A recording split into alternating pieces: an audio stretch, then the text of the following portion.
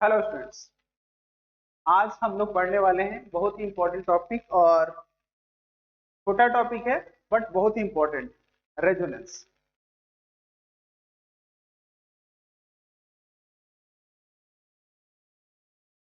Resonance resonance organic chemistry में बहुत ही एक वाइटल और बहुत ही क्रूशियल टॉपिक होता है, जो कि अक्सर हमें यूज में आता है।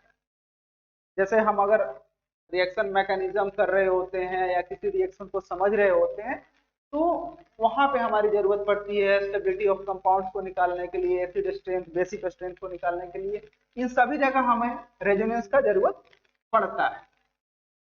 अब बेसिकली रेजोनेंस होता क्या है, तो सबसे पहले एक सिंपल स्ट्रक्चर से समझते हैं कि रेजोनेंस होता क्या है। जैसे कि मान लो हमारे पास यह एक स्ट्रक्चर है, इस तरह का कोई मॉलिक्यूल का।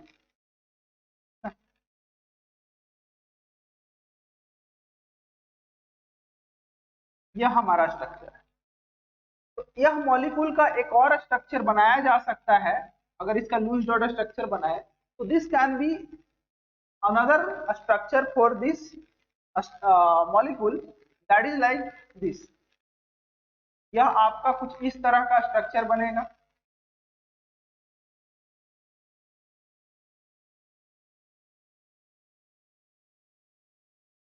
यह इस तरह का कुछ स्ट्रक्चर बनेगा। तो एक मॉलिक्यूल जिसके दो दो लुईस डॉट स्ट्रक्चर पॉसिबल है। अब ये स्ट्रक्चर अगर कोई बोलता है कि क्या ये स्ट्रक्चर इस मॉलिक्यूल का ये होगा या ये होगा, तो दोनों सही है यहाँ पे। अब दोनों आने के बहुत सारे रीजंस हो सकते हैं, है ना। ये इसी मॉलिक्यूल के यह स्ट्रक्चर क्यों बनाया गया है, क्या ये गलत है या सही है, इसके बारे में हमें रेजोनेंस से पता चलता है कि यह स्ट्रक्चर ऐसा क्यों बना और ऐसा, है ना। तो इस चीज को हम लोग प्रिडिक्ट करेंगे रेजोनेंस के थ्रू कि हम लोग इस तरह के स्ट्रक्चर किसी मॉलिक्यूल के कितने बना सकते हैं और क्या रीजन है इसके पीछे का। तो इसके लिए सबसे पहले हमें इस मॉलिक्यूल के स्ट्रक्चर को समझना होगा कि ये मॉलिक्यूल का स्ट्रक्चर कैसा है।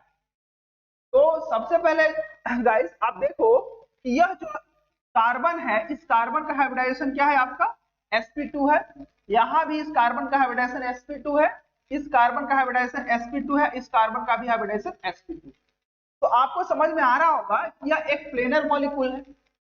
यह एक क्या है, प्लेनर मॉलिक्यूल है, क्योंकि all are sp2 hybridised, that means यह एक प्लेनर मॉलिक्यूल।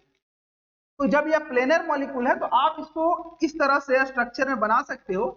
इसका मतलब हुआ कि इसके दो पी ऑर्बिटल का यूज हुआ है और एक पी ऑर्बिटल खाली है ना। दो पी ऑर्बिटल का यूज हुआ है और इसका एक पी ऑर्बिटल खाली है, क्योंकि आपका तीन पी ऑर्बिटल्स होते हैं किसी भी एटम के अंदर, px, py एंड pz। तो लेट सपोज pz यहाँ पे खाली है, दो पी ऑर्बिटल का यूज हुआ है। तो आपका कुछ इस तरह से पी ऑर्बिटल मान लेता हूं खाली है। ये यहां भी पी ऑर्बिटल इस तरह से खाली है, यहां भी आपका पी ऑर्बिटल इस तरह से खाली है, और यहां भी आपका पी ऑर्बिटल इस तरह से खाली है।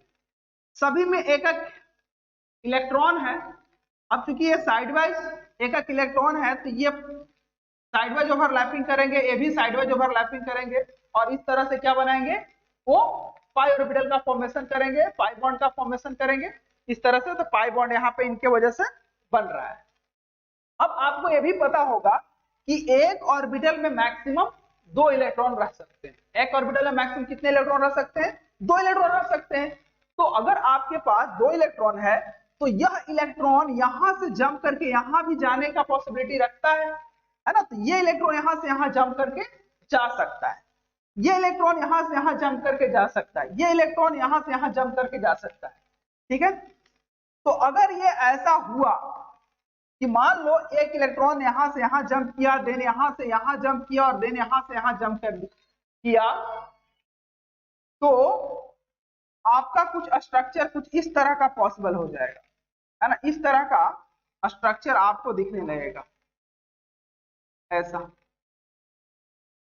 है ना। यहां पे कोई इलेक्ट्रॉन नहीं रहेगा, यहां पे दोनों इलेक्ट्रॉन चले जाएंगे, एक इलेक्ट्रॉन यहां होगा, एक इलेक्ट्रॉन यहां होगा। अगर ये दोनों साइड वाइज ओवरलैपिंग करते हैं तो यहाँ पे पाई बॉन्ड बनेगा, और इस ऑर्बिटल के पास, इस कार्बन एटम के पास दो इलेक्ट्रॉन होंगे, एक अपना और एक इसका इलेक्ट्रॉन होगा। तो जिसकी वजह से क्या आया होगा, इसका एक इलेक्ट्रॉन का लॉस हो गया यहाँ पे, तो गाइस इसकी वजह से क्या आएगा, यहाँ पे प्लस चार्ज आएगा। अब ये साइड वाइज ओवरलैपिंग की वजह से यहाँ पे क्या आएगा, डबल बॉन्ड आएगा, और ये माइनस चार्ज की वजह से यहाँ पे क्या आ जाएगा, आपका निगेटिव चार्ज आएगा। तो इसी वजह से इसका रेजोनेटिंग स्ट्रक्चर ऐसा बना है। तो इसके बिहाइंड रीजन क्या हुआ, ये इलेक्ट्रॉन का जंप इन, है ना, कंजुगेटेड ऑर्बिटल्स के थ्रू। अब इस पाथ को हम लोग बोलते हैं, ये जो पाथ हमें दिखाई दे रहा है जिसके थ्रू इलेक्ट्रॉन्स मूव कर रहा है, जिसे हम लोग पाई इलेक्ट्रॉन बोलते हैं, पी ऑर्बिटल के इलेक्ट्रॉन को पाई इलेक्ट्रॉन बोलते हैं। इसी वजह से हमारा रेजोनेटिंग स्ट्रक्चर्स बनता है। तो इसे ये पाई इलेक्ट्रॉन की वजह से हमारा इस तरह का स्ट्रक्चर एराइज हुआ है। और ये जो पाथ, जिस पाथ के थ्रू इसका मूवमेंट हुआ है इलेक्ट्रॉन्स का, इस पाथ को हम लोग बोलते हैं कंजुगेटेड पाथ बोलते हैं। क्या बोलते हैं इसको, कंजुगेटेड पाथ बोलते हैं, कंजुगेटेड पाथ बोल देते हैं। This is conjugated path. तो conjugated path is necessary for resonance, और पाई इलेक्ट्रॉन का ट्रांसफर होना कंजुगेटेड पाथ के थ्रू ही रेजोनेंस कहलाता है। इसी वजह से मॉलिक्यूल्स अलग अलग स्ट्रक्चर शो करते हैं, उसके अलग अलग लुईस डॉट स्ट्रक्चर बनाए जा सकते हैं। ठीक है।